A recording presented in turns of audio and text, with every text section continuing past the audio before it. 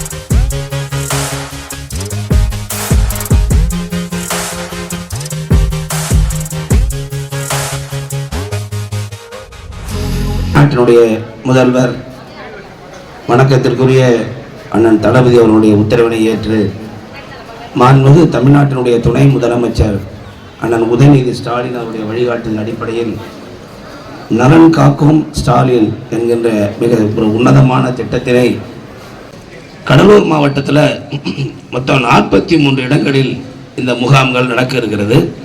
குறிப்பாக கடலூர் மாநகராட்சி 4 இடங்களிலும் 13 ஒன்றியங்களில் ஒரு ஒன்றியத்தில் 3 இடங்கள் மொத்தம் 39 இடத்திலும் நடைபெற இருக்கிறது.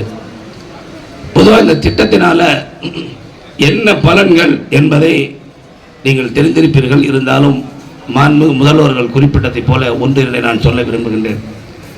அதாவது ஏற்கனவே பல திட்டங்கள் வந்திருக்கு. மக்களை தேடி மருத்துவம் என்ற திட்டம் வந்திருக்கு. அதில் 2 கோடி பேர் பலன் பெற்றிருக்கிறார்கள். தமிழ்நாட்டில் 2 கோடி பேர் பலன் பெற்றிருக்கிறார்கள். நம்மை காக்கும் 48ங்கிறதுல 11 லட்சம் பேர் பலன் பெற்றிருக்கிறார்கள்.